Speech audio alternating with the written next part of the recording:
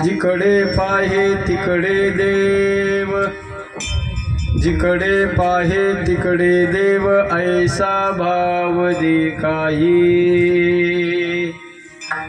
काय केलो एक देशी, गुणदोषी संपन्न,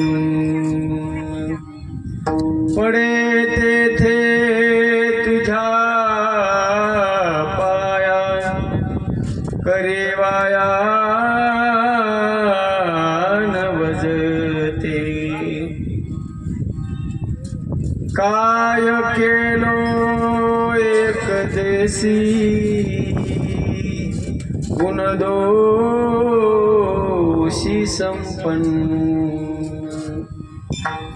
तुका म्हणे विषमे सारी, ठाणे धरी जीवासे। काय केलो एक देशी, गुणदोषी संपन्न, नीलांबुज श्यामल कोमलांगम, सीता समारोपित वामभागम, पानो महासायक चारु चापम, नमामि रामं रघुवंशनाथं। मंगल भवन मंगलहारी, मंगल भवन मंगलहारी, दशरथ अजिर सिया रामय सब जग लानी करम प्रणाम जोड़ी कपाली सिया रामय सब जग लानी करम प्रणाम जोड़ी जय हनुमान ज्ञान सागर कपीस जीवनो पूजा करे राम दूत अतुलित बल धामा अंजनी पुत्र पवन सुत हे दुख भंजन मारुति नंदन हे दुख भंजन मारुति मारुति नंदन हे दुख भंजन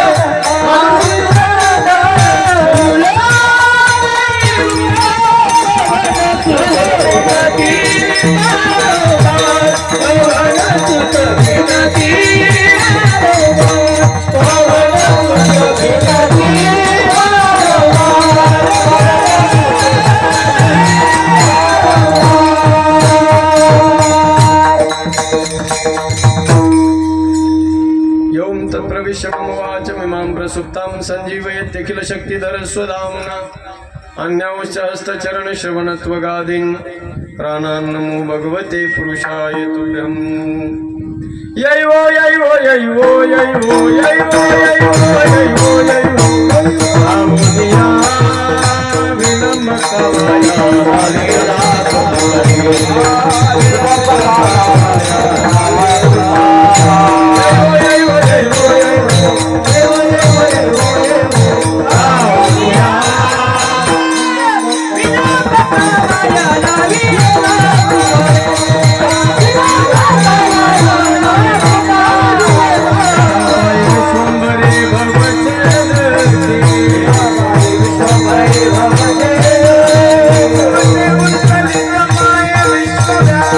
Yeah.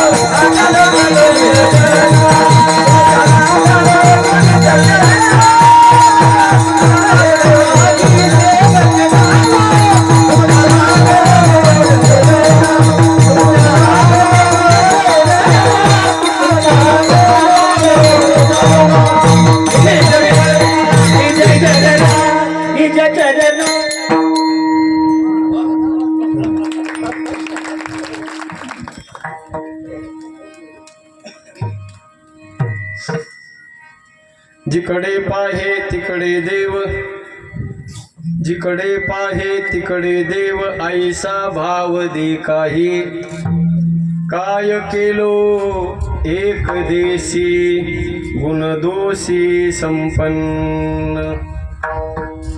अनंत कृपा विभूषित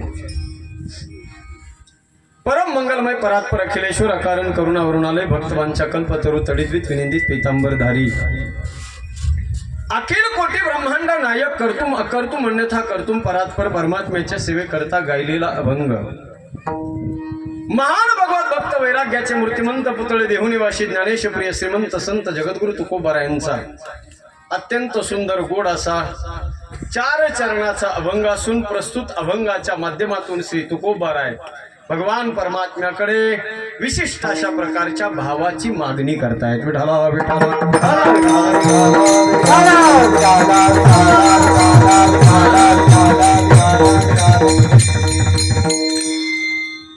भगवान परमात्म्याच्या असीम कृपाशीर्वादाने साधू संतांच्या परम कृपेने मौजे बरहानपूर अव्हाणे या सुंदर आणि गोड गावामध्ये या पंचक्रोशीमध्ये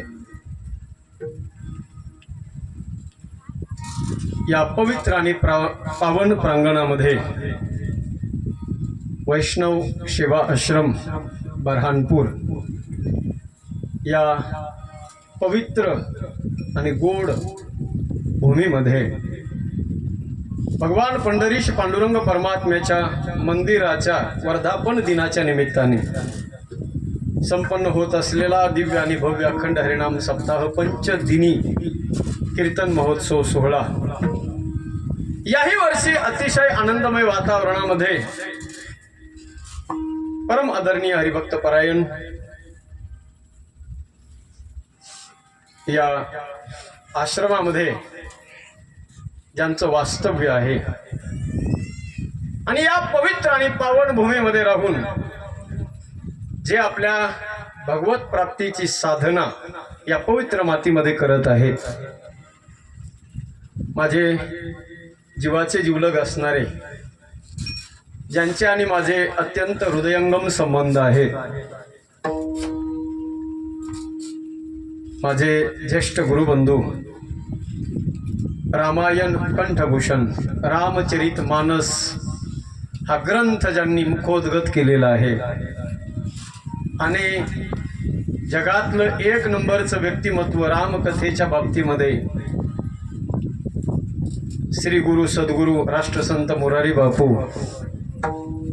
यांची कौतुकाची थाप ज्यांच्या पाठीवर पडलेली आहे आणि स्वतः त्यांच्या समोर बसून रामचरित मानस या ग्रंथाची परीक्षा ज्यांनी उत्तीर्ण केलेली, त्यांचीच कृपा घेऊन आपल्या श्री गुरुचं सद्गुरूचं स्मरण करून आमचे श्री गुरु सद्गुरु तुकारामजी महाराज शास्त्रीजी यांनी घालून दिलेला हा पवित्र मार्ग आजही 8-8, 10-10 तास या रामचरित मानस ग्रंथाची साधना करणारे परम आदरणीय हरिभक्त परायण सोमेश्वरजी महाराज गवळी बाबा, त्याचबरोबर तितक्याच तोला मुलाचं व्यक्तिमत्व कोबड छोट कहत अपराध हो. दोघांपैकी कोण लहान आणि कोण मोठं असं जर आपण डोकं लावायचा प्रयत्न केला तर 100% आपल्याकडून अपराध झाल्याशिवाय राहणार नाही. मी म्हणेल एक रामचरित मानस ग्रंथाच्या साधनेचा मूर्तिमंत महाराष्ट्रातला पुतळा आहे आणि एक ज्ञानेश्वरीचं जिवंत आणि जागत उदाहरण म्हणजे माझ्या जीवाचे जीवलग असणारे आपल्या गावाचे भूमिपुत्र, ज्या मातीमध्ये त्यांचा जन्म झालेला आहे त्याच मातीला या दोन्ही साधूंना या पवित्र मातीमध्ये आणलेला आहे असे परम आदरणीय हरिभक्त परायण ज्ञानेश्वरी कंठभूषण गाथा कंठभूषण आदरणीय वंदनीय निलेशजी महाराज वाणी बाबा, एकदा जोरदार त्यांच्यासाठी सुद्धा टाळी वाजवायचे. या संत द्वयांनी घालून दिलेला हा सुंदर आणि पवित्र गोड मार्ग भक्ती पंथ बहु सोपा. खऱ्या अर्थानं आनंद वाटतो आम्हाला सुद्धा. जे काम मी म्हणेल आमच्यासारखे हजारो कीर्तनकार महाराष्ट्रभर कीर्तन करत जरी फिरलो ना सज्जन हो, आमच्याकडून जे वारकरी संप्रदायाचं काम होऊ शकत नाही तेवढं काम हजार कीर्तनकाराचं हे दोन महात्मे करतात सज्जन. व्यासपीठावरून बोलतोय आणि जबाबदारीनं मी बोलतोय. इतक्या ताकदीचं आणि इतक्या मोलाचं कार्य करणारी महात्मे तुमच्या बरहानपूर आणि आव्हाने या दोन गावाचं परम भाग्य समजा जे तुम्हाला लाभलेत सज्जन. काही बी जरी केलं ना तुम्ही, प्राण जरी न्यौछावर केले या साधूच्या चरणावर ना, तरी बी कमी आहे ध्यानात घ्या. तरीही एवढे ताकदीचे हे सच्चे साधू भेटणं सोपं काम नाही महाराज. सगळं भेटतंय माणसाच्या जीवनामध्ये. तात मिले पुण्यमात मिले सुत भ्रात मिले जुगती सुखदाई. राज मिले गजबाज मिले, राज मिले गजबाज मिले सब साज मिले वैकुंठ भी जाई. सुंदर सब कुछ मिले पर ये संत समागम दुर्लभ भाई. सगळं मिळेल मायबाप या जगामध्ये, परंतु अशा महात्म्याची संगती ही अत्यंत दुर्लभ आहे. विठला विठला विठला विठला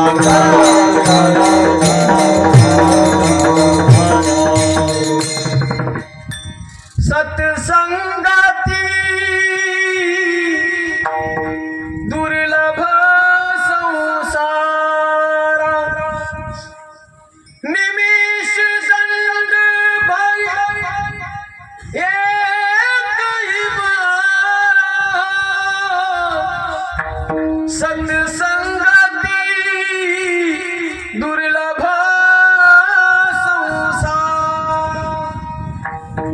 साधूची संगती भेटणं फार कठीण काम आहे. चंद्रामृत सुखे शेववेल असता जाता रवी धरवेल. बाह्या हेळा सागर तरवेल परी साधूची भेटी न होईल गा. एक साधू जर जन्माला ना सज्जन हो तर लाथ मारीन तिथं पाणी काढू शकतो. ध्यानात घ्या. तुम्ही म्हणत असाल आमचे दोन्ही महाराज लोक लई फाटकेत. लोकाला वाटत असेल गवळी बाबा यांच्याकडे काही नाही. लोकाला आजकाल मोठं म्हणायची कुणाची सवय, ज्याच्या मोठमोठ्या बिल्डिंगी 10-10, 5-5 बंगल्याच्या, 10-10, 5-5 गाड्या ज्यांच्या आश्रमाच्या पुढे लागलेल्या आहेत, 5-25 सेवक नोकर चाकर कामं करणारे, त्यांना लोक मोठं म्हणतात आजकाल. पण खरं सांगू सज्जन हो, हे सगळं जे वर्णन आता मी केलं का, असे 100 लोक जरी यांच्या पायावर आणून टाकले तरी बरोबर करू शकत नाही. त्यांना ते गाड्या घोड्यावाले सगळे, गाड्या बंगल्यावाले सगळे. कारण जे ऐश्वर्य जी संपत्ती आज त्यांच्याकडे, ती संपत्ती कमवण्यासाठी मी म्हणेल एक जन्म नाही सज्जन हो, करोडो जन्माचं पुण्य लागतंय तेव्हा हे सगळं मिळतं. एवढं सोपं नाही. आणि म्हणून एवढं हे सुंदर आश्रम त्यांनी बनवलाय. वास्तविक साधूला कुठेतरी राहायचं असते, कुठेतरी साधना करायची असते, आणि म्हणून त्यांनी ते ठिकाण निवडलेलं आहे. आणि आम्ही आता 1 तासाभरापूर्वी गवळी बाबा आमचं बोलणं झालं. वास्तविक हे दोन्ही महाराज मंडळी फार भाग्यवान आहेत आमच्या सगळ्यांच्या नजरेमध्ये. वास्तविक गावातले लोक गावातल्या महाराजाला इज्जत देत नसतात, परंतु हे दोन्ही महाराज मी म्हणेल अपवाद आहेत या गोष्टीला. बरहानपूर आणि आव्हाने पंचक्रोशी असा माणूस सापडणार नाही. या दोन महात्म्याने शब्द टाकला आणि तो शब्द डावलला गेला. एवढं सुंदर सज्जन हो, हळूहळू आणखी व्हायची काही प्रगती. आव्हाने हे जसं सुंदर आहे सज्जन हो, हे ऐश्वर्य आहे. हे 2 गावाचं हे पंचक्रोशीचं ऐश्वर्य आहे. हा आश्रम म्हणजे खऱ्या अर्थाने ऐश्वर्य. ध्यानात घ्या. तुम्हाला वाटत असेल आमच्याकडे काही नाही, पण एक लक्षात घ्या सज्जन हो, तुमच्यासारखे श्रीमंत मी म्हणेल अख्ख्या नगर जिल्ह्यामध्ये कुणी नाही. एवढं मोठं ऐश्वर्य तुमच्या जीवनामध्ये हे 2 महात्मे फार सांभाळा. तळ हातावरच्या फोडापेक्षा जास्त या दोघांचा सांभाळ करा. एवढी मोठी चालती बोलती जिती जागती संपत्ती तुमच्या जीवनातली सज्जन हो. हे मी यांचं, हे माझे गुरुबंधू आहेत म्हणून मी कौतुक नाही करू लागलो, हे ध्यानात घ्या. वस्तुस्थिती मी तुमच्या समोर प्रदर्शित करण्याचा प्रयत्न करतोय. आणि म्हणून त्यांच्याच या प्रयत्नातून, नाही तर एक काळ आज असा असता सज्जन, वाणी महाराज म्हणले, महाराज आम्ही इथं बसलोय, आपण इथं भोजन करतोय, पण याच भूमीमध्ये लोकांनी नको नको ते कार्य केले असते, इथं सगळ्या बॉटल भेटल्या असत्या सगळ्या या जंगलामध्ये, या फॉरेस्ट मध्ये. ते वाणी महाराज म्हणले, इथं आमच्या या जागेमध्ये भगवंताचं नामस्मरण होतंय, याच्यापेक्षा आणखी काय मोठेपणा पाहिजे सज्जन. आठवण करा थोडस, आपल्या अंतरात्म्याला विचारा या पंचक्रोशीने, या मातीमध्ये भगवंताचं भजन होतंय, ही सगळ्यात मोठी उपलब्धी आहे. भगवान पंढरीश पांडुरंग परमात्म्याचं आपल्या पोटाला चिमटे घेऊन मंदिर निर्माण केलेली मंडळी इथे. यांना कधीच विसरू नका सज्जनो, कधीच विसरू नका. आपल्या जीवनात मी म्हणलं ना, तुम्ही तुमचा जीव जरी, प्राण जरी यांच्या चरणावर समर्पित केला तरीही कमी आहे असं समजा. हे कधी कळतंय सांगू सज्जनो, जोपर्यंत महात्मा जिवंत आहे ना आपल्यात आहे ना तोपर्यंत समजत नाही. पण ज्या दिवशी महात्मे आपल्यातून जातील ना सज्जनो, त्यावेळेला तुम्हाला कळलं, अरे आपल्याकडे हिरे होते, पण आपण त्या हिऱ्याला सांभाळू नाही शकलो. म्हणून जेवढा आनंद घेता येईल ना, जेवढं चांगलं. अरे खऱ्या अर्थानं मी आत्ताच बोलता बोलता म्हणलं, सगळ्यात मोठी उपलब्धी हे दोन महात्मे आलेत आपल्या गावामध्ये. 15-20 वर्षापासून इथं हे कार्य करतायत. यांच्या कार्याची पावती जर काय असेल, अरे या आमच्या माय मावल्या, या माता मावल्यांना कधी भजनात कसं बसावं, टाळ कसा धरावं हे बी कळला नसता.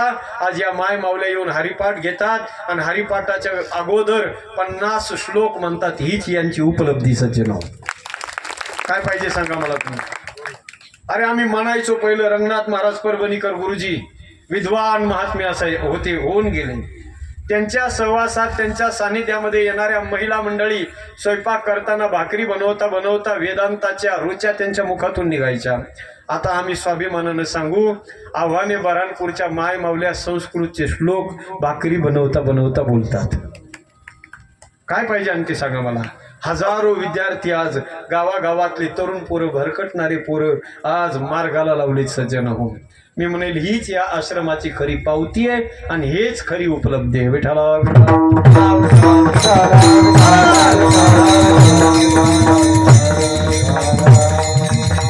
आणि म्हणून या संत द्वयांच्या कठोर परिश्रमातून निर्माण झालेला हा पवित्र आणि पावन आश्रम, या आश्रमासाठी आपल्या सगळ्यांचं सहयोग आणि सहकार्य आणि यांच्याच प्रेमापोटी आज खऱ्या अर्थानं मी इथे उभा आहे. वास्तविक लोकांच्या मनात प्रश्न असेल, गवळी बाबा या बाबाचं कीर्तन तर उद्या दिसते, हे इम्पॅक्ट प्लेअर आणून उभे केले तिथे. IPL बघणाऱ्याला माहिती असेल इम्पॅक्ट प्लेअर काय, म्हणजे अचानक आणून टाकायचा. तसं नियोजित कीर्तन माझं उद्या आहे, परंतु माझ्याच अडचणीमुळे मी रिक्वेस्ट केली, विनंती केली आणि त्या विनंतीमुळे आज खऱ्या अर्थाने इथं उभा आहे.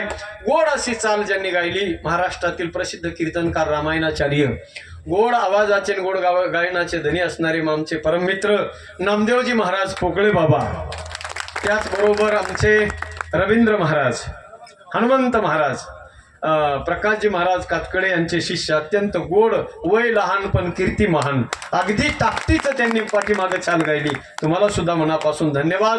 या दोघांच्याही गोड चालीला सुंदर मृदंगाची साथ करणारे आमचे, आपल्या नगर जिल्ह्यात मला वाटतं सध्याच्या स्थितीला ज्यांचा कोणी हात धरू शकत नाही, धरले तर पायच धरायचे, असं व्यक्तिमत्व आमचे फटांगरे बाबा, ऋषिकेश दादा. एकदा जोरदार टाळी त्यांच्यासाठी वाजवायची. अत्यंत चपळाईचं वाजवणं, ताकदीचं वाजवणं आणि समर्पक वाजवणे, पुन्हा गायनाचं गाणाराचं गाण्याचं खुलल असं गोड वाजवतात ऋषिकेश दादा. आणि आमच्यासारख्या कीर्तनकाराला सुद्धा चांगला वादक असला की आनंद वाटतो, मनापासून आनंद वाटतो. स्तुती नाही करत. आमचे तसे बऱ्याच वेळेला सगळ्या महाराष्ट्रामध्ये कुठेही आमने सामने होतात, पण जेव्हा जेव्हा आम्ही दोघं सोबत येतो तेव्हा आम्ही एन्जॉयच करतो. आणि म्हणून इथे आदरणीय आमचे गायनाचार्य ज्यांनी गोड पंचपदी केली, विकासजी महाराज, आपल्यालाही वंदन आहे. त्याचबरोबर आपल्या परिसरातील सर्व आदरणीय वंदनीय महाराज मंडळी, इकडे सुद्धा सगळे आदरणीय ऋषिकेश महाराजांचे वडील पूज्य पिताश्री, तुम्हालाही मनापासून वंदन आहे. सगळे भजनी मंडळी पंचक्रोशीतील सगळ्यांना मनापासून वंदन करतो. आमचे पेटी मास्टर 1 नंबर नानासाहेब, वा, फार गोड जुने भजनेत आणि आवड आहे, प्रेम आहे. वारकरी संप्रदायावर प्रेम असल्यामुळं मस्त आनंद आहे, काय अडचण आहे. आपलेच महाराज आहे, होकलं चुकलं तरी काय चांगलं नाही. मस्त वाजवतात. तुम्हाला सुद्धा मनापासून धन्यवाद. आणि माझा आवाज तुमच्यापर्यंत पोहोचवणारे आमचे मोरया साऊंड सर्व्हिस, घनवट माऊली आणि देवा, ही जोडी म्हणजे आपल्या या परिसरातील फेमस जोडी आहे. साऊंड सिस्टीमच्या बाबतीत नाद नाही करायचा सज्जन, अत्यंत समर्पक अशी साऊंड सिस्टम त्यांची. त्यांना कळतंय पकवाज वादकाला काय लागतं, धुमाला काय लागतं, पुढीला काय लागतं, गायकाला काय लागतं, गेन लागतो का, विको लागतो का, शार्पनेस लागतं, हे सगळं कळतं त्यांना. कीर्तन करायला हे काही सांगायची गरज लागत नाही. विठाला विठाला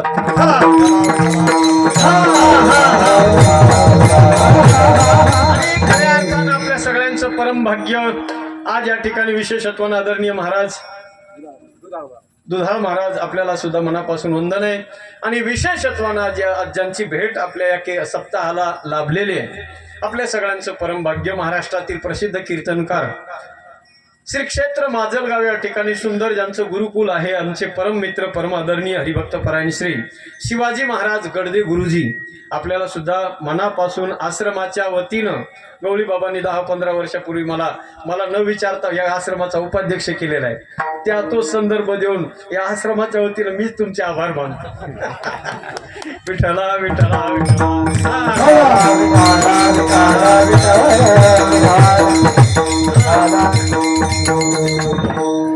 असो. अधिक आता प्रस्तावनेमध्ये वेळ न घालता अल्प वेळेमध्ये या अभंगाचा भावार्थ तुमच्या समोर मांडण्याचा प्रयत्न करतो. सगळ्यांनी अंतःकरणाची कानं करून ऐका. आपण सगळे बहुश्रुत श्रोते आहात, जाणकार श्रोते आहात. या ठिकाणी सर्व आपल्या गावातील पंचक्रोशीतील सर्व आदरणीय वंदनीय प्रतिष्ठित मंडळी आवर्जून या ठिकाणी कीर्तनासाठी उपस्थित आहेत. सगळ्यांना मनापासून मी वंदन करतो. आता जसे प्रसन्न अंतःकरणाने कीर्तनासाठी बसलेले आहेत, 1-1.5 तास सगळ्यांनी असंच प्रसन्न अंतःकरणाने कीर्तन श्रवणाचा आनंद घ्या. आणि ज्या ज्या वेळेला भगवंताचं भजन होईल त्या त्या वेळेला मोठ्या प्रेमानं भजनाचा आनंद घ्या. विठ्ठला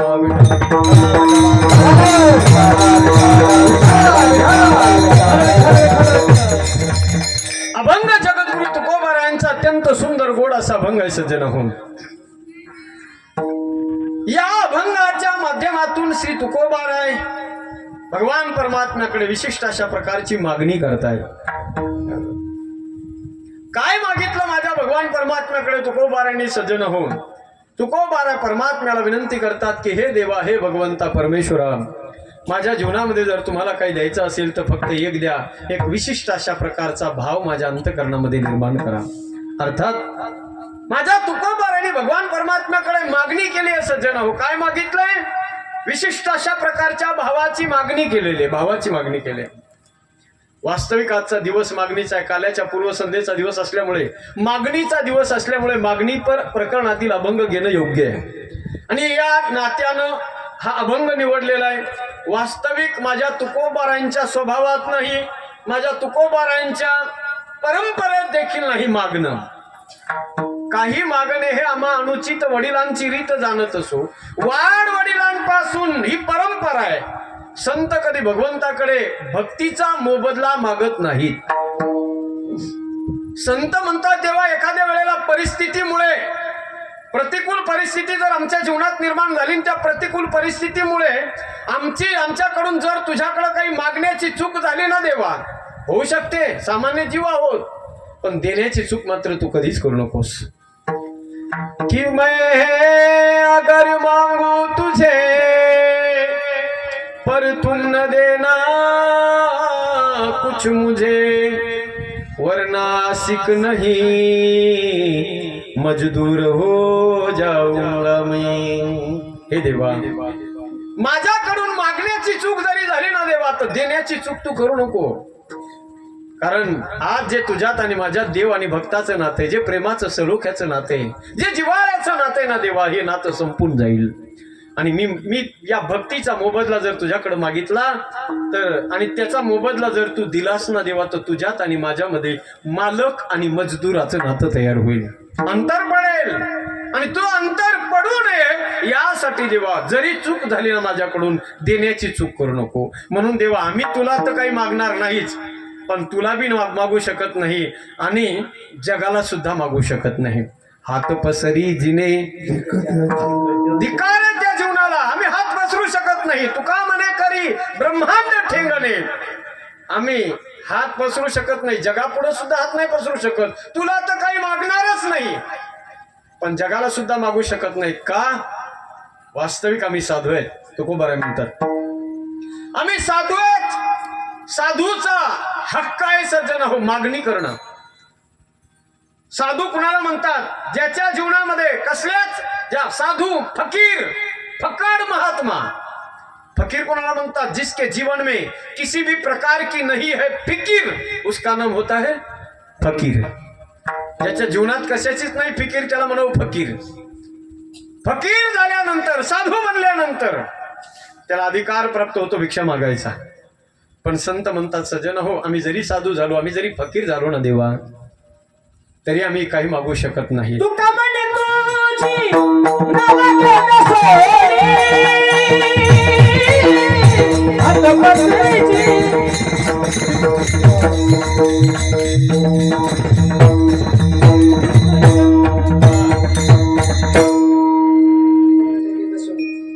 का म्हणे तुझी न लगे काहीच नाही पाहिजे देवा. आम्ही तुझं बी काही घेणार नाही आणि जगाचं बी काही घेणार नाही. आम्ही फकीर झालोय. फकीरी में भी मुझको मांगने में शर्म आती है. तुम्हारा होके मुझसे हाथ फैला या नहीं जाता. तुम्हारा होके मुझसे हाथ फैलाया नहीं जाता. कसं मागू देवा? तुझं आहे ना, तुझं म्हणून घेतलंय. आता जगाला कसं मागू? तुझ्या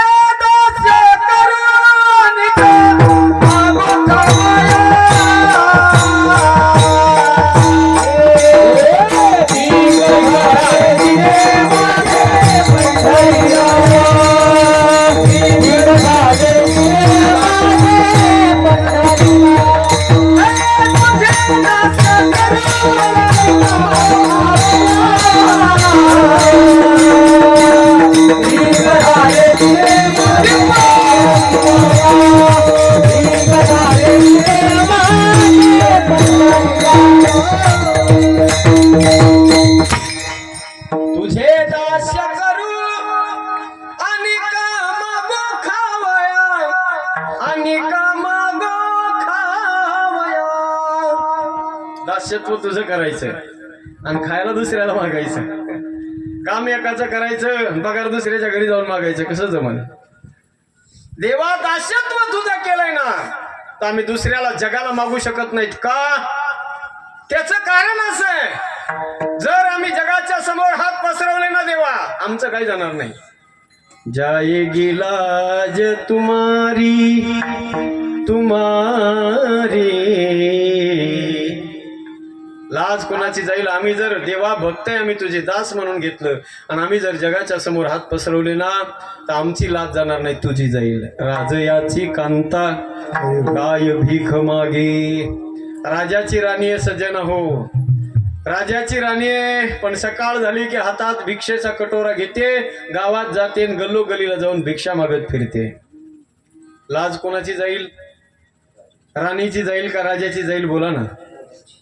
मान कुणाला खाली घालावं लागेल? तिला नाही घालावं लागणार. मान राजाची खाली जाईल. देवा आम्ही जर जगाच्या समोर तुझं म्हणून घेऊन जर हात पसरवले ना जगाला, तर देवा आम्हाला खाली बघायची वेळ येणार नाही, तुला येईल. आणि आम्हाला कधीच असं वाटत नाही की आमच्या देवानं आमच्यासाठी खाली बघावं. म्हणून देवा आम्ही काहीच मागणार नाही, तुला बी नाही जगाला बी नाही. मग प्रश्न असा निर्माण होईल, असे अनेक अभंग आहेत. संतांच्या अभंगामध्ये अनेक ठिकाणी मागण्या केलेल्या आहेत. मागणी जर करायची असेल तर काय मागावं देवाकडे?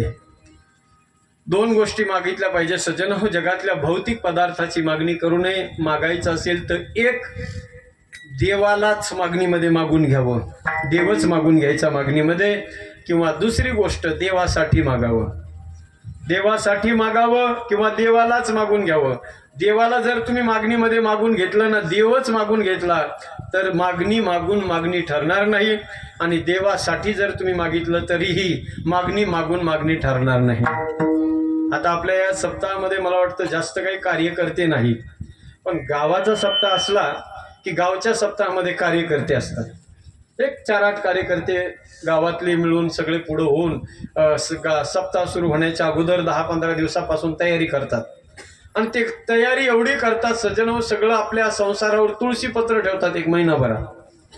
15 दिवस अगोदर सप्ताहाचे 8 दिवस आणि तिथून पुढं हिशोब सगळं कंप्लीट होईपर्यंत पुढे 8 दिवस. म्हणजे जवळजवळ कार्यकर्त्याचा किती वेळ जातो? 1 महिन्याचा काळ जातो त्या कार्यकर्त्याचा. बघा, ते कार्यकर्ते, सप्ताहातले कार्यकर्ते, गावातला सप्ताह चांगला व्हावा, गावाचं नाक, सप्ताह म्हणजे गावाचं नाक असते, ते नाक टाईट राहिलं पाहिजे, ते नाक आपलं गेलं नाही पाहिजे अशी मनात एक हे असते. आणि पंचक्रोशीने आपल्याला नवाजलं पाहिजे, पंचक्रोशीने सगळं म्हणलं पाहिजे अमक्या अमक्या गावासारखा सप्ताह नाही, अशी एक मनामध्ये त्यांच्या इच्छा असते, प्रेरणा असते. आणि ते कार्यकर्ते सज्जन हो देवाच्या कामासाठी लागतात. महिनाभरापासून अगोदर गावातला सप्ताह सुरू झाला की अरे जे कार्यकर्ते गावातले कधीच वर्षभर कोणत्याच गावातल्या माणसाचा उंबरठा सुद्धा ओलांडत नाहीत, पण तेच कार्यकर्ते गावातला सप्ताह सुरू झाला की सज्जन हो एक बी उमरा शिल्लक ठेवत नाहीत. एका उमऱ्याला दोनदा जातील.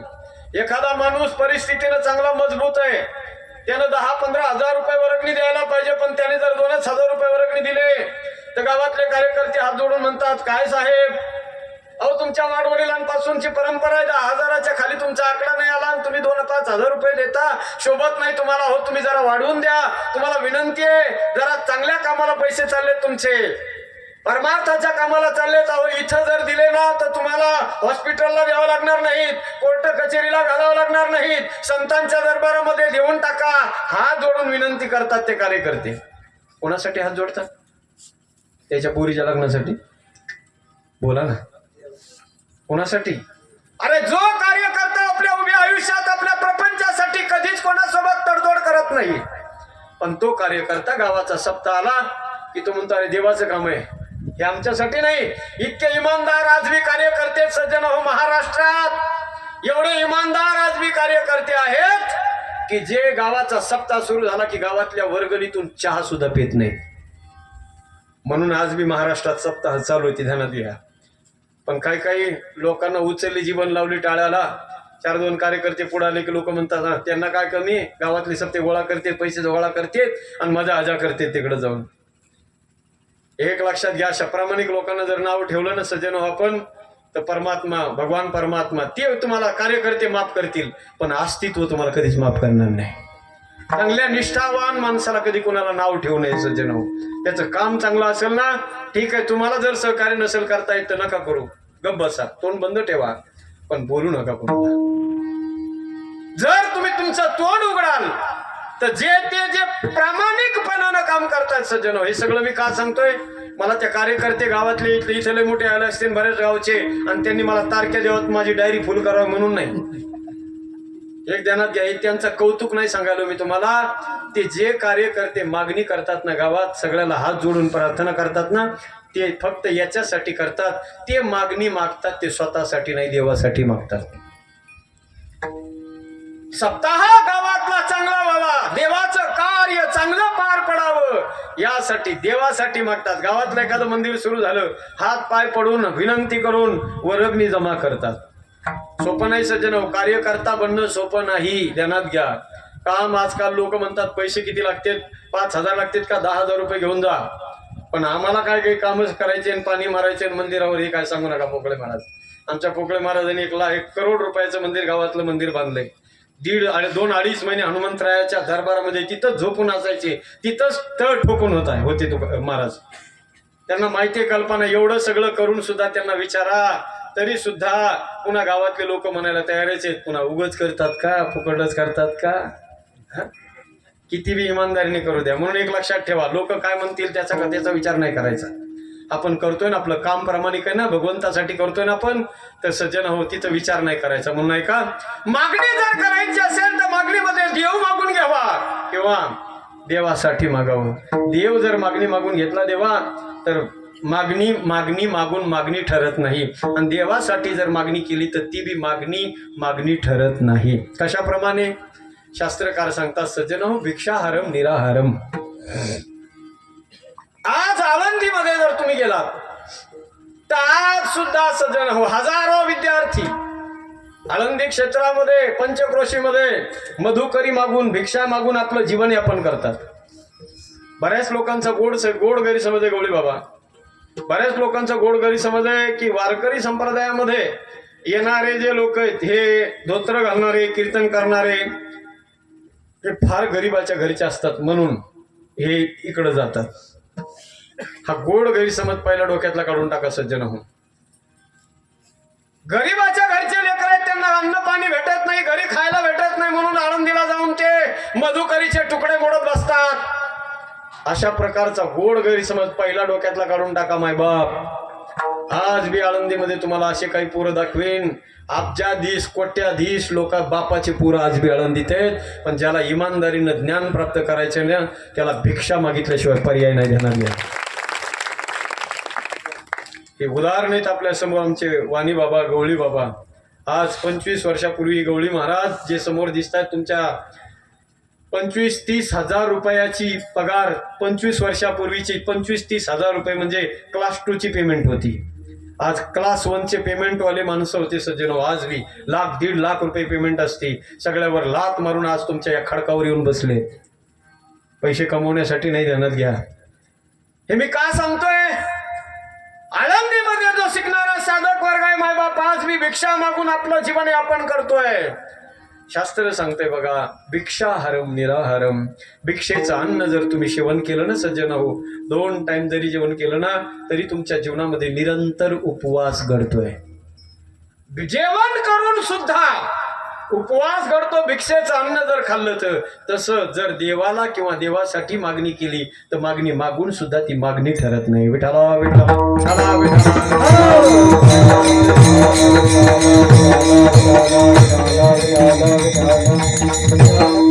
माझ्या तुकोबारायण्याच्या या अभंगामध्ये भगवान परमात्म्याकडे मागणी केली आहे सज्जन हो, पण काय मागितलंय? भौतिक पदार्थ नाही मागितले. माझे तुकोबारा या अभंगामध्ये विशिष्ट अशा प्रकारच्या भावाची मागणी करतात. पण त्या भावाची सख्या का चुलत का मावस नाही, अंतकरणामध्ये देवाविषयी असलेला जो विशिष्ट भाव आहे त्या भावाची मागणी करतात. लक्ष देऊ नाही का? या जगामध्ये असा एकही माणूस आपल्याला शोधूनही सापडणार नाही मायबाप की ज्या माणसाच्या अंतकरणामध्ये देवाविषयी भाव नाही. शोधून बी सापडणार नाही. प्रत्येकाच्या अंतकरणात देवाविषयी भाव आहे. काहींच्या अंतकरणामध्ये अस्तित्वाचा भाव आहे, काहीच्या अंतकरणामध्ये नास्तित्वाचा भाव आहे. ज्याच्या अंतकरणात नास्तित्वाचा भाव आहे त्याला नास्तिक असा शब्द आहे, आणि ज्याच्या अंतकरणात अस्तित्वाचा भाव आहे त्याला आस्तिक असा शब्द आहे. कुणाला म्हणावं आस्तिक आणि कुणाला म्हणावं नास्तिक सज्जन हो. नास्तिक कुणाला म्हणतात ऐका? नास्तिको वेद निंदकः, नास्तिको शास्त्र निंदकः, नास्तिको संत निंदकः. संताची निंदा करतो, शास्त्राची निंदा करतो, वेदाची निंदा करतो, धर्माची निंदा करतो, देवाची निंदा करतो. समजावू कोण आहे? नास्तिक आहे. त्याला विचारा या जगात देव आहे का? तो म्हणतो नाही. असत्यम प्रतिष्ठम ते जगदाहुरणीश्वरम अपरस्पर संभूतम किमन्यत काम हेतुकम. जगत आहुहु अनीश्वरम. या जगामध्ये देव नावाचं ऐका ऐका ईश्वर नावाचं देव नावाचं तत्व कधी नव्हतं, कधी नाही आणि कधी नसणार आहे. तो म्हणतो या जगात देव नाहीच. ऐका लक्ष देऊन, नाही देवच नाही असा जो भाव आहे ना अंतकरणामध्ये हा सुद्धा भाव आहे. नसणे, देव नसणे हा सुद्धा भाव आहे. मला वाटतं सज्जन हो, ज्याला वाटतं ना या जगामध्ये देव नाही, धर्म नाही, संत नाही, ग्रंथ नाही, शास्त्र नाही, ज्याचा देवावर विश्वास नाही, ज्याचा धर्मावर विश्वास नाही, ज्याचा संतांवर विश्वास नाही, ज्याचा शास्त्रावर विश्वास नाही, ज्याला देव मान्य नाही, ज्याला धर्म मान्य नाही, ज्याला ग्रंथ मान्य नाही, ज्याला संत मान्य नाही, मी म्हणतो तो किती बी मोठा माणूस असला तर तो माणूस बी आपल्याला मान्य नाही. केवढा बी असू द्या, किती बी जवळचा असू द्या, रक्ताच्या नात्यातला बी असला ना सज्जन, तो जर म्हणत असला ना आम्ही तुमच्या देवाला मानत नाही तर त्याला सरळ सांगा आम्ही बी तुला मानत नाही. चल कुणी जरी असला तर किती जवळचा असला असतं काय घेण देणं आहे तुझं ना मला. जाते प्रिय न राम बैदे वाह. काही कोटी बैरी समजे ते परमस. वा वा वा. जाके प्रिय न राम वैदेही, ज्याला राम प्रिय नाही ज्याला जानकी प्रिय नाही, काही कोटी बैरी सम तजियताई कोटी बैरी सम, ज्याला राम जानकी प्रिय नाही त्याला एक वैरी नाही समजत, त्याला करोडो वैर्याप्रमाणे तो आपला सज्जन हो. ज्याला देव मान्य नाही, ज्याला धर्म मान्य नाही, केला ना त्याग सज्जन हो सरळ सरळ. हा प्रल्हादे जनक विभीषणे बंधू राज्य माता निंदू, सरळ सरळ त्याग केला सज्जन हो. राम सत्य संकल्प प्रभु सभा काल बस तोरी, मैं रघुवीर शरणब जाहू देहू जनी खोरी. लात मारली ऐश्वर्याला रावणाच्या, सोन्याच्या लंकेला सख्या भावाच्या नात्याला लात मारली आणि गेला सज्जन भगवंताला शरण. म्हणून ऐका, जो देवाला मानत नाही ना त्याला मानू नका, किती बी जवळच असू द्या. त्याच्या अशा माणसासंग सोयरपण सुद्धा करू नका. माझं बोलणं जरा कठीण वाटण, कडक वाटण तुम्हाला. हा कशासाठी करतो? कोंबड्याचे पकड बघायला का? दारात गेल्याबरोबर स्वागत तुमचं, फडफड फडफड कोंबड्या उडतात आणि तुमच्या तोंडात बरे पकड जिवंतपणे जातात. लोक मेल्यावर घालतात. दुर्दैव आहे. आव्हाने कर, ऐका जरा. एवढं मोठं देवस्थान आहे तुमचं, मला रुपये नाही घ्यायचा तुमच्याकडून. एवढं मोठं देवस्थान आहे. अरे साऱ्या महाराष्ट्रात जर कुठं बी गेलं आणि सांगितलं ना आव्हाने गाव किंवा शेवगाव तालुका, या शेवगाव तालुक्याची आव्हानेची ओळख सांगितलं तर अख्खा महाराष्ट्र माझ्या गणरायाच्या ओळखीनं तुम्हाला ओळखतोय. ध्यानात घ्या. भगवंताच्या चरणाजवळ वास्तव्य तुम्हाला मिळते, तुम्ही खुशाल कोंबड्याचे पकड तोडीत बसतात. लाजा वाटू द्या जरा, मला रुपये नाही घ्यायचा तुमच्याकडून. ध्यानात घ्या.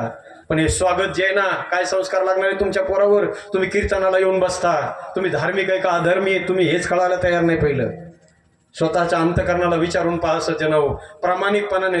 तुम्हाला वाटतं ह्या महाराज लोकांच्या डोळ्यात आम्ही धूळ फेकतो? तुम्हाला वाटतं असे महाराज लोक आम्ही आतापर्यंत किती उघडून आतापर्यंत हो वाट लावले? एक लक्षात घ्या, महाराज लोकाला फसवताल पण माझ्या परमात्म्याला फसवू शकत नाही. तुम्ही ध्यानात घ्या. अरे तुमच्या लेकराला मोटरसायकलवर पुढे बसवता का मागं? बोला बोला. पुढे बसवता तुम्ही? तिकडून येताना शेवगावरून पुढं का मागं? लेकराला, बायकोला नाही विचारित मी.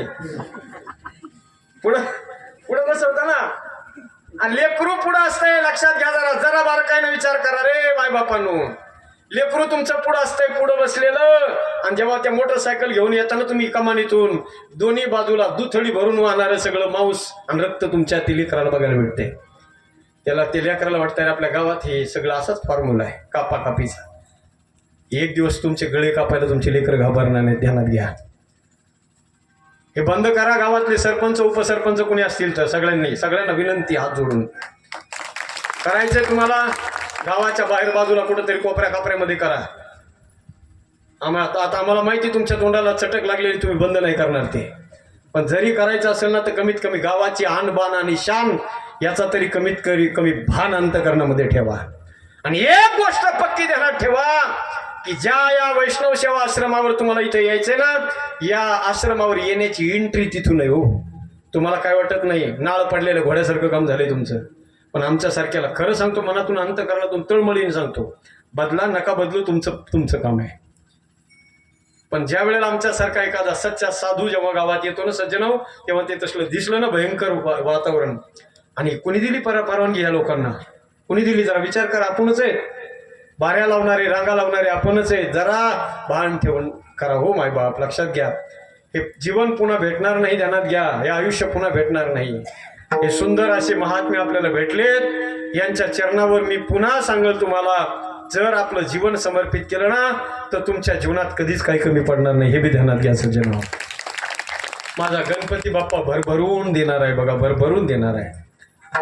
असो तुमचा प्रश्न आहे, माझं सांगायचं काम आहे. पण फक्त मला एकच याच्यातून बोलायचंय, कुणी बी असू द्या. मी का सांगत होतो, त्याच्या घरी पोरगी देऊ नका. कुणाच्या? देवाला मानत नाही, धर्माला मानत नाही, संताला मानत नाही आणि ग्रंथाला मानत नाही, त्याच्या घरी पोरगी सुद्धा देऊ नका. जे धर्माला मानणारे सज्जन हो, चांगले माणसं आहेत, देव धर्म जाणणारे आहेत, अशा लोकांना आता तुम्ही कीर्तनाला आलेत म्हणून असं समजू आपण की तुम्ही सगळे धार्मिकच आहे, पण जे आले नाहीत त्यांचा आपण ते नास्तिक त्यांचा विचार आपला चाललाय. पण आम्हाला वाटतं त्या नास्तिकावर या कीर्तनामध्ये अधिक बोलणं सुद्धा उचित नाही. आज आपल्याला या कीर्तनामध्ये सुद्धा त्याच लोकांचा विचार करायचा आहे की जे लोक देवाला मानतात. देवाला मानणारे जे वर्ग आहे सज्जन हो, त्यांच्या अंतःकरणामध्ये सुद्धा देवाविषयी भाव आहे. आज या मंडपामध्ये वातावरण गढूळ आहे, आभाळ आलेलं आहे, वारं सुटलेलं आहे, कधी पाऊस येईल, अवकाळी पाऊस, कधी गारपीट होईल सांगता येत नाही. पण अशा परिस्थितीत सुद्धा या वातावरणाला न जुमानता लेकरं बाळ घेऊन तुम्ही म्हातारे कोतारे माणसं सगळे आलात नाही, येऊन बसलात नाही तर का? तुमच्या अंतःकरणामध्ये देवाविषयी भाव आहे म्हणून. तुम्हाला माहिती आपण देवाचं काम करायला चाललो, आपल्याला असे काही आघात आपल्यावर होणार नाही. एक अंतःकरणामध्ये एक सुप्त भरोसा माझ्या भगवंतावर असतो आणि तो असला पाहिजे. तेरा साथ निभाएगा,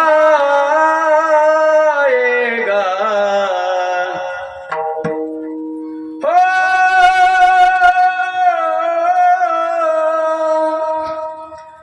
तेरी बिगड़ी बनाएगा,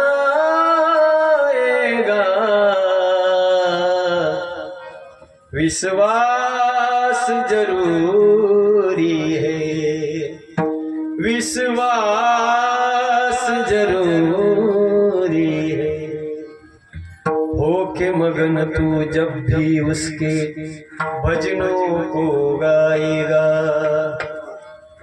होके मगन तू जब भी इसके भजनों को गाएगा, कर हो भरोसा पक्का तेरे सामने वो आएगा, तेरी बिगड़ी बनाएगा, तेरे साथ निभाएगा, विश्वास जरूरी है, विश्वास जरूरी है. अंतःकरणामध्ये विश्वास पाहिजे, अंतःकरणात देवाविषयी भाव पाहिजे. ऐका मायबाप, आपल्या प्रत्येकाच्या अंतःकरणात देवाविषयी भाव आहे. देवाविषयी अंतःकरणात ज्यांच्या भाव आहे असे 3 वर्ग आहेत सज्जन हो, लक्ष देऊ नये का? पहिला वर्ग आहे देवाविषयी ज्याच्या अंतःकरणात भाव आहे. पहिला वर्ग आहे सज्जन हो, त्याला विचारा या जगात देव आहे का? तो म्हणतो आहे. आहे तर कुठे सांग? तो म्हणतो देवळात देव आहे, मंदिरात आमचा देव आहे, काशीमध्ये, अयोध्येत, पैठण, आळंदी, पंढरपूर अशा विशिष्ट ठिकाणाचे नाव तो सांगत असतो. मला वाटतं हा जो 1 नंबरचा वर्ग आहे त्याच्यात तुम्ही आम्ही आपण सगळेच आहेत. आपल्याला सुद्धा देवळात गेल्याशिवाय देव दिसत नाही. आपल्याकडं मन आहे देवळात गेल्याशिवाय देव दिसत नाही. खरं आहे ते. आपल्याला सकाळी सकाळी गावातला प्रत्येक माणूस सकाळी स्नान झालं की कुठे जातो?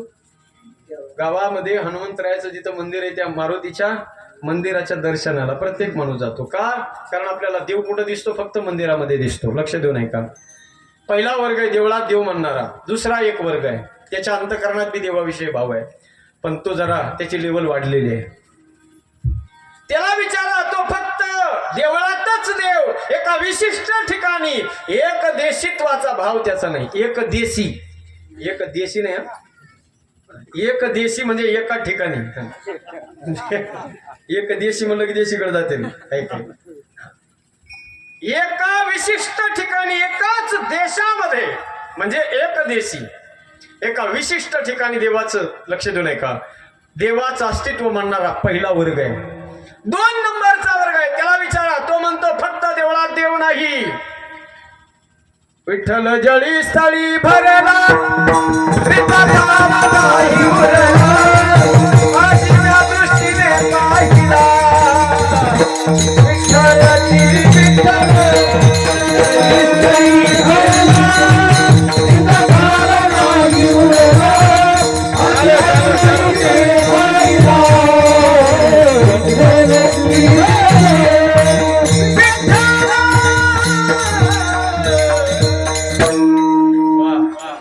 विठ्ठल जळी स्थळी भरला घट घट में है राम रमैया, सर्वा घटी राम देहा देही एक. दगडात, पाषाणात, काष्टात, लाकडात, जगातल्या प्रत्येक वस्तूमध्ये, भिंतीमध्ये, खांबामध्ये, सगळीकडं जे जे दृष्टी दिसे ते ते हरी, जे जे दृष्टी दिसे ते ते हरी रूप. तुझ्या ध्यान जपासीना, ओ तुझ्या ध्यान जपासीना. नंबरचा वर्ग आहे जगातल्या सगळ्या वस्तूमध्ये. लक्ष देऊ नये का बरं का, जरा बारकाईने लक्ष आहे देऊ नये का. ही प्रस्तावना लक्ष देऊ नये का, म्हणजे तुम्हाला सगळं कीर्तन कळलं. हं? पहिला वर्ग, त्याला कुठं देव दिसतोय? देवळा. 2 नंबरचा वर्ग, जगातल्या जेवढ्या वस्तू डोळ्यानं तुम्हाला मला दिसतात, स्थूल वस्तू, त्या सगळ्या स्थूल वस्तूमध्ये देव दिसतो. पण हा जो 2 नंबरचा वर्ग आहे, त्याचा जो अंतःकरणात भाव आहे, जगातल्या प्रत्येक वस्तूमध्ये देव. आता उद्या नरसिंह जयंती आहे, बरोबर? उद्या त्या नरसिंह जयंतीमध्ये सुद्धा उद्या सगळे कीर्तनकार मंडळी सांगतील प्रल्हादाचं उदाहरण. प्रल्हादाला विचारलं, सांग ज्या नारायणाचं सारखं तू नामस्मरण करतोस तो देव आहे कुठं? तो त्याने सांगतो, त्याने तो म्हणतो आमचा देव माझा देव नाही असं ठिकाण नाही. त्या बापाने विचारलं, हे समोर खांब दिसतोय म्हणे, खांबात बी आहे का म्हणे? हो त्याच्यात बी आहे. आला का नाही? हाके सरसी उडी घालोनिया स्तंभ फोडी. म्हणजे 2 नंबरचा वर्ग सज्जन हो, लक्ष देऊ नये का. तसा भाव बनला पाहिजे. माझ्या नाथांच्या जीवनामध्ये तो भाव बनला पहा. अरे ज्या वेळेला शांती ब्रह्म श्री संत एकनाथ महाराज काशीचं पाणी रामेश्वराला घेऊन चालले, रस्त्यानं जाता जाता एका गंगेच्या वाळवंटामध्ये तहानेनं व्याकुळ झालेलं, तृषातूर झालेलं एक गाढव तडफडताना दिसलं.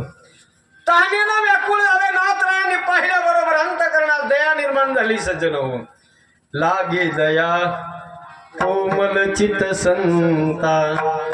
अंतःकरणामध्ये दया निर्माण झाली. माझे शांती ब्रह्म नाथ महाराज सज्जन हो त्या तडफडणाऱ्या गाढवाच्या जवळ गेले. ऐका, हातामध्ये कमंडल होतं, कमंडलमध्ये काशीतून भरून आणलेलं पाणी होतं. ते रामेश्वर महादेवाच्या पिंडीवर समर्पित करायचं होतं.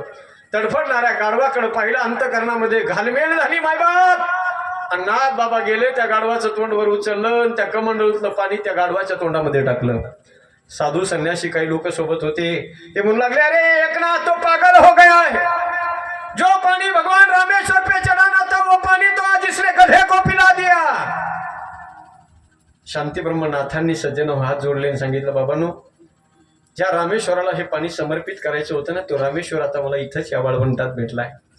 आता मला पुढे जायची गरज राहिली नाही, तुम्ही जाऊ शकता. तहानेनं व्याकुळ झालेल्या एका गाढवामध्ये सज्जा मुक्या प्राण्यामध्ये नाथांना सज्जन हो देवाचं रूप दिसतंय. नामदेवरायांना कुत्र्यामध्ये भगवंताचं रूप दिसलाय का. हा 2 नंबरचा वर्ग आहे, जगातल्या सगळ्या वस्तूमध्ये देव पाहणार आहे. पण हा सुद्धा वर्ग पर्याप्त नाही. लक्ष देऊ नये का, याच्यातला सर्वोच्च एक वर्ग आहे 3 नंबरचा. त्याला विचारा, या जगात देव आहे का? तो म्हणतो जगात देव नाही, जगच देव आहे, जगच देव आहे. महाराजांनी प्रमाण दिलं.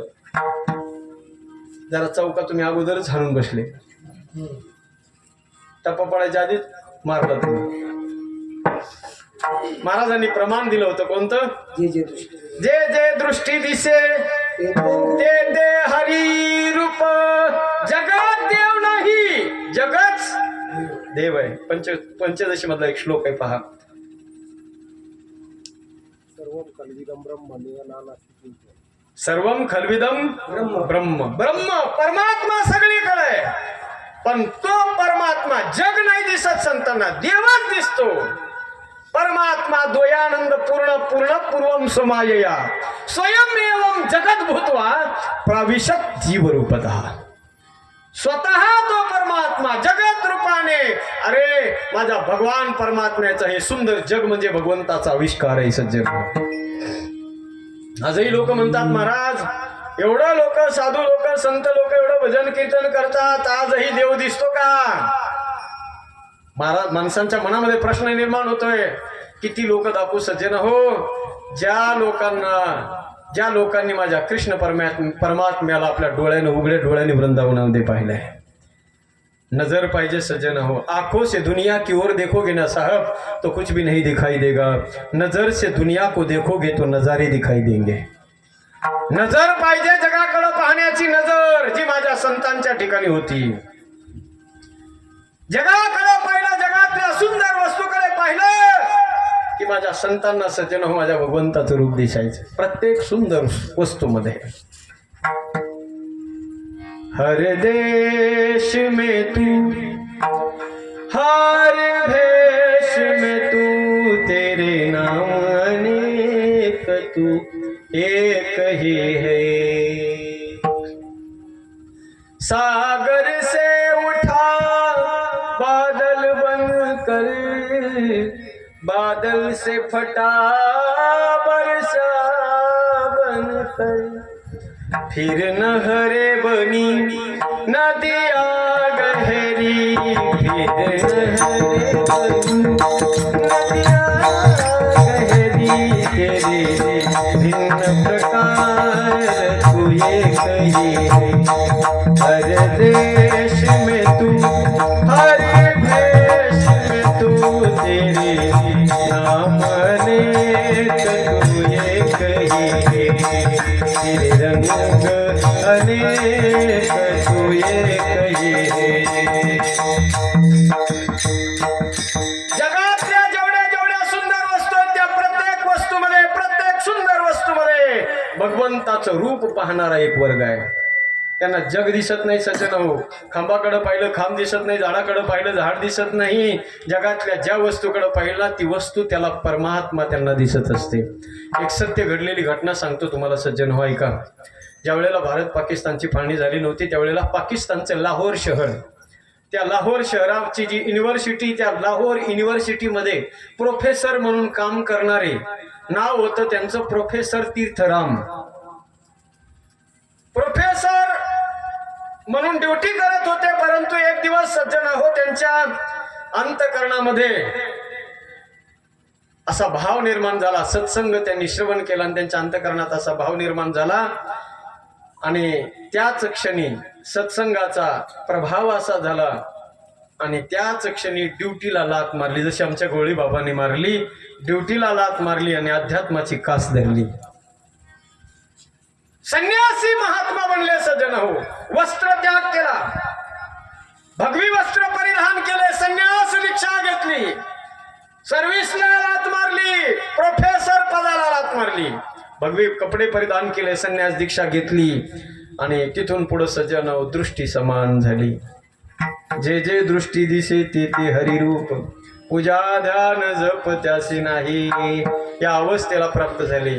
ती अवस्था एकदा निर्माण झाली ना सज्जन हो, सगळीकडे देवच दिसायला लागला ना, मग त्यांनी पूजा केली काय नाही केली काय काही बंधन नाही त्याला त्याच्या जीवनात, पण ती अवस्था प्राप्त झाली पाहिजे। संन्यासी महात्मा त्याला ती अवस्था मिळाली, प्राप्त झाली, त्याची दृष्टी समान झाली, जिकडे पाहिल तिकडे पाहे तिकडे बाप माय विठ्ठल आहे रखुमाई, सगळीकडे विष्णुमाय जग वैष्णवांचा धर्म, सगळीकडे परमात्म्याचं रूप, परमात्म्याचा आविष्कार दिसायला लागला। संन्यासी महात्मा ऐका माय बाप, पण त्या महात्म्याला एक गजब असा छंद जडला।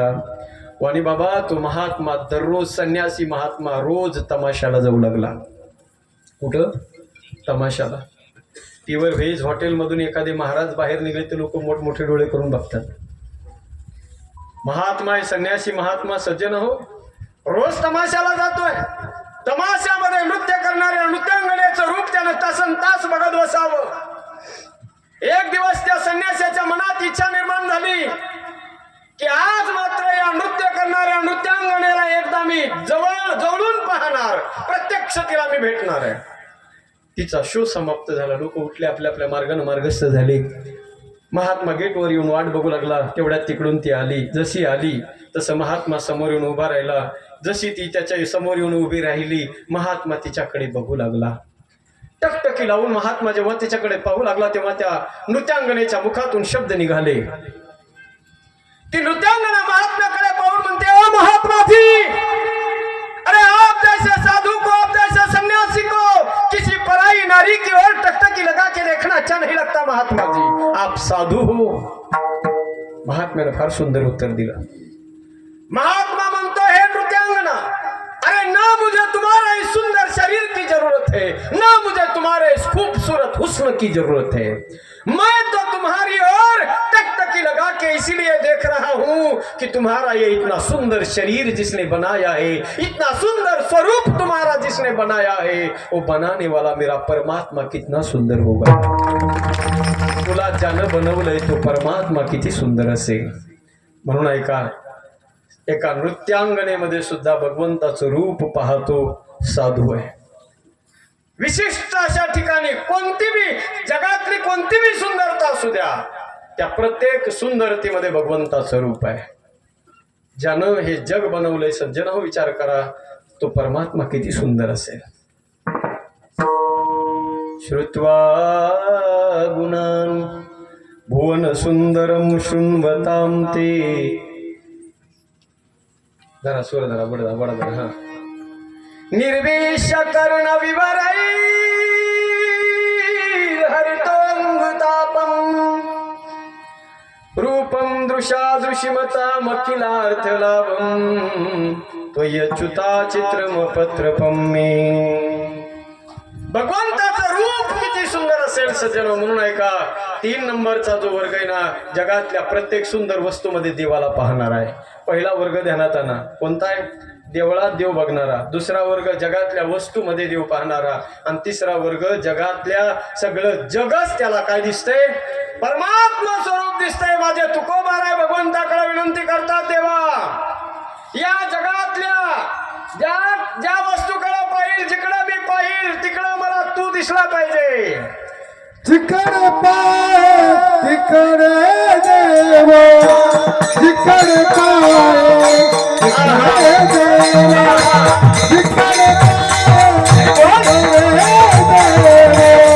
जिकडे पाय जिकडे पाय तिकडे देव.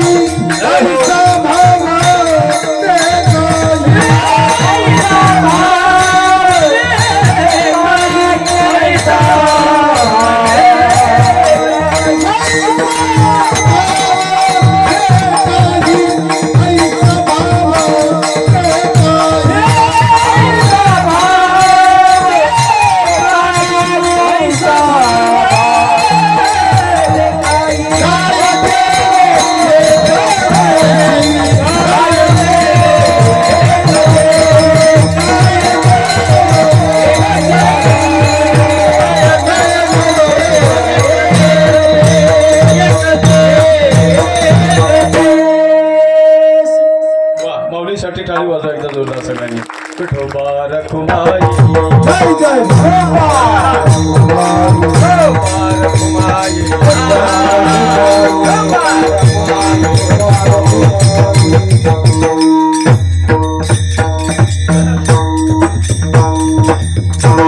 जिकडे पाहे तिकडे देव, ऐसा भाव दे काही. तुकोबाराय म्हणतात, देवा मी जिकडं पाहिजे तिकडं मला तू दिसला पाहिजे. आता लक्ष देऊन ऐका. जर समजा खांबाकडं पाहिलं, खांबा नाही दिसावा. झाडाकडं पाहिलं, झाड नाही दिसावं. कोण दिसलं पाहिजे? बोला ना बोला ना जरा पटापटा बोला. आता आपल्याला पटापटा कीर्तन आटपायचे, म्हणजे 5 मिनिटातच आटपायचे. ज्या खांबाकडे पाहिलं खांब नाही दिसावा, झाडाकडे पाहिलं झाड नाही, भिंतीकडे पाहिलं भिंत नाही, माणसाकडे पाहिलं माणूस नाही. कोण दिसावा? तू दिसला पाहिजे. देवा तू दिसला पाहिजे. जिकडे पाहे तिकडे देव असा दिसला पाहिजे. हा मला सांगा, मग काय करावं लागेल देवाला ही इच्छा पूर्ण करण्यासाठी सगळं जग नष्ट करावं लागेल, देवाचे पुतळे उभे करावे लागतील. जिकडं पाहिजे तिकडं तो त्याला बघायचं म्हणल्यावर, पण पुतळे उभा करा असं म्हणणं तुकोबाऱ्यांचं नाही. तुकोबाऱ्या म्हणतात देवा मी जिकडं पाहिजे ना ती वस्तू बदलून टाक असं म्हणणं नाही. बदलायचं काय, वस्तू नाही बदलायची, जग नाही बदलायचं, काय बदलायचंय, अंतकरणातला भाव बदलायचा, भाव बदलायचा फक्त. आणि मला वाटतं तो भाव आपल्या सगळ्याच्या अंतकरणात एकदा आलेला आहे. ज्यांचे लग्न झालेले आहेत त्यांना सगळ्याला माहिती असेल वाणी बाबा, हा भाव सगळ्याच्या मनात आलेला आहे, एकदा आलेला आहे सगळ्यांच्या. कधी माऊली सांगू कधी आलेला आहे? हां, लग्न झाल्यावर जेव्हा सत्यनारायण असतो, म्हणजे लग्न झाल्यावर सत्यनारायण असतो असं नाही, कधी बी असतो सत्यनारायण. छोटा मोठा काही कार्यक्रम करायचा असला की करतात माणसं. नवरदेव नवरीला बसवतात पूजेला, ब्राह्मण काका म्हणतात चला गणपती बाप्पाला आंघोळ घाला, लगेच हे हातावर पाणी घेतात. म्हणा मम आत्मन श्रुती स्मृती पुराण उत्तर पुण्य फल प्राप्त्यर्थम इह जन्मने जन्मांतरे सकळ कुटुंबानाम आयु आरोग्यम अभिवृद्ध्यर्थम. पटापटा मंत्र म्हणून टाकतात, 5 मिनिटात संपवायचं त्याच्यामुळे. आणि मग म्हणतात आता गणपती बाप्पाला आंघोळ घाला, लगेच दोघं नवरा बायको, ही बायको अशी टचिंग लावते की नवरा पाणी सोडतो. आणि मग लगेच आंघोळ झाली गणपती बाप्पाची, पुन्हा म्हणतात आता गणपती बाप्पाला काय लावा, हळद कुंकू लावा. लगेच हळद कुंकू टाकलं जातं, अक्षदा टाका, फुलं टाका, नैवेद्य वाहा. आणि दोघं नवरा बायको आता गणपती बाप्पाला काय करा, दोघं जण गणपती बाप्पाचं दर्शन घ्या. दोघं नवरा बायको त्या गणपती बाप्पाचा हात जोडून दर्शन घेतात. कोणी बाबा घेतात ना, गणपती बाप्पाचं दर्शन घेतात का नाही? सत्यनारायण केला का नाही तुम्ही, इमानदारी सांगा, केलाय ना? मग घेतात ना दर्शन कोणाचं, दर्शन कोणाचं घेतात ते? आंघोळ घाला म्हणल्यापासून प्रक्रिया सुरू झाली. गणपतीला आंघोळ घाला, गणपतीला हळद कुंकू व्हा, गणपतीला अक्षदा टाका, फुलं टाका, नैवेद्य व्हा. कशाला केलं हे तुम्ही सगळं? सुपारीला. ते म्हणले आता शेवटी सगळी पूजा आटोपली, आता पटकन काय करा, 5 मिनिटं व्हायच्या आधी तुम्ही दर्शन घ्या. हा, मग दोघांना नवरा बायकोन दर्शन घेतलं. कशाचं? ते म्हणले गणपतीचं दर्शन घ्या. तुम्ही कशाचं घेतलं बोला ना, तुमच्या समोर काय आहे? सुपारी आहे. ते म्हणले गणपतीचं दर्शन घ्या. तुम्ही घेतलं कशाचं? सुपारीचं दर्शन घेतलं. मला सांगा, जरी तुम्ही सुपारीचं दर्शन घेतलं, जरी तुम्ही गणपतीला सुपारीला गणपती म्हणून आंघोळ घातली, पण तुमच्या अंतःकरणात दर्शन घेताना भाव कोणाचा आहे? सुपारी आहे, तुमच्या डोळ्यासमोर सुपारी आहे, तुमच्या समोर वस्तू कोणती हे महत्वाचं नाही, ते मॅटर करत नाही. सज्जन हो, तुमच्या अंतःकरणात भाव कोणता हे महत्वाचं आहे. तुमच्या डोळ्यासमोर सुपारीच आहे, पण अंतःकरणात भाव मात्र गणपती बाप्पाचा आहे. तुकोबारा म्हणतात देवा भिताड जरी असलं ना समोर, झाड जरी असलं, माणूस जरी असला, प्राणी जरी असला, कुणी बी असला ना, फक्त माझ्या अंतःकरणात काय असलं पाहिजे? दुश्मन जरी माझ्या समोर आला ना देवा, तर मला काय दिसलं पाहिजे? तो दिसला पाहिजे. जिकडे पाहिजे तिकडे देव, आईचा भाव दे काही. कोणता पाहिजे कोणता दिलास? काय केलो एक देशी गुण दोषी संपन्न. फक्त मंदिरात देव दिसतोय तो भाव दिलास, तो नाही पाहिजे. देवा मला सगळीकडे देव दिसणारा जो भाव गोपिकांच्या जीवनामध्ये तू दिला होतास. त्या गवळणींना सगळीकडे देव दिसत होता. कहा पगडारू देखे अनेरा, देखे तोच बहिणी घेरा. अशी अवस्था ज्या गवळणींना म्हणावं गोविंद घ्या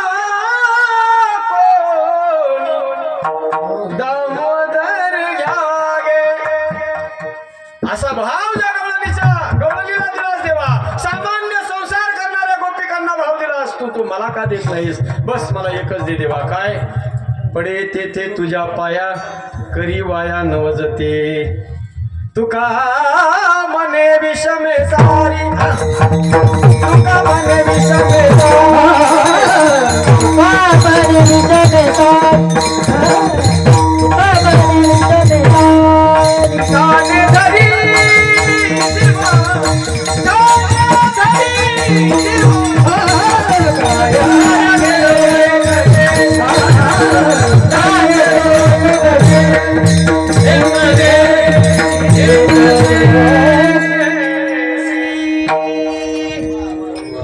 विषमी सारी ठाणे धरी जीवा. 5 मिनिटात आठवायचं होतं ते चालेल. ठाणे धरी जीवासी, काय केलो एक देशी गुणदोषी संपन्न. यानंतर आता वर्षभर या आश्रमाची जी सेवा करतात, या आश्रमावरती भजन करतात आणि या आश्रमाशी एकरूप राहून या पंचक्रोशीमध्ये भजनाचं पवित्र आणि ताकदीचं काम, सेवा जे करतात, असे काही वैष्णव, या वैष्णव आश्रमावरचे वैष्णव टाळकरी दरवर्षीप्रमाणे काही वैष्णव टाळकऱ्यांना या आश्रमाच्या वतीने सन्मानित केलं जातं पारितोषिक देऊन, की जेणेकरून आणखीनही काही टाळकरी वैष्णव झाले पाहिजे आणि वैष्णव आश्रमाशी ते जोडले गेले पाहिजे. हाच एक अंतःकरणात संकल्प मनामध्ये धरून यावर्षी सुद्धा काही वैष्णव टाळकर यांचा सन्मान केला जाणार आहे.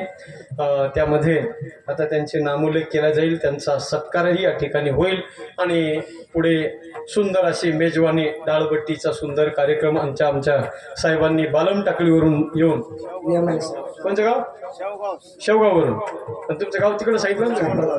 चापडगाव. हां, नेमाने साहेबांनी अत्यंत सुग्रास अशी डाळबट्टीचं भोजन बनवलं इथे सगळ्या भाविकांसाठी.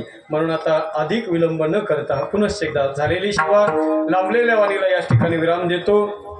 बोलण्याच्या ओघामध्ये काही कोणाच्या अंतःकरणाला लागणारा एखादा शब्द जर गेला असेल तर मोठं अंतःकरण करून सगळ्यांनी माफ करा. मला कुठेतरी असं वाटलं की तुम्ही जसे वाणी बाबा आणि गवळी बाबा आहेत तसं आता माझा बी जवळपास 20-22 वर्षापासून जवळजवळ हे महात्मे जेव्हापासून इथं आले तेव्हापासून या दोन्ही गावाचा आणि या पंचक्रोशीचा माझाही अत्यंत जवळचा संबंध प्रस्थापित झालेला आहे. या पंचक्रोशीतले सगळे तरुण तळपदार छोटे मोठे सगळे जवळजवळ या दोघांसारखं आता मला बी ओळखायला लागले आणि म्हणून एवढा हक्कानं बोलण्याचा प्रयत्न केला. गोड अशी सगळे महाराज मंडळींनी साथ केल्याबद्दल सगळ्यांचे मनापासून आभार. आमच्या ऋषिकेश दादांनी गोड पाकवा जाजवला. नामदेव महाराज, आदरणीय महाराज मंडळी या सगळ्यांसाठी एकदा सामुदायिक जोरदार टाळी वाजवायची सगळ्यांनी जोरदार. ज्ञानेश्वर माऊली.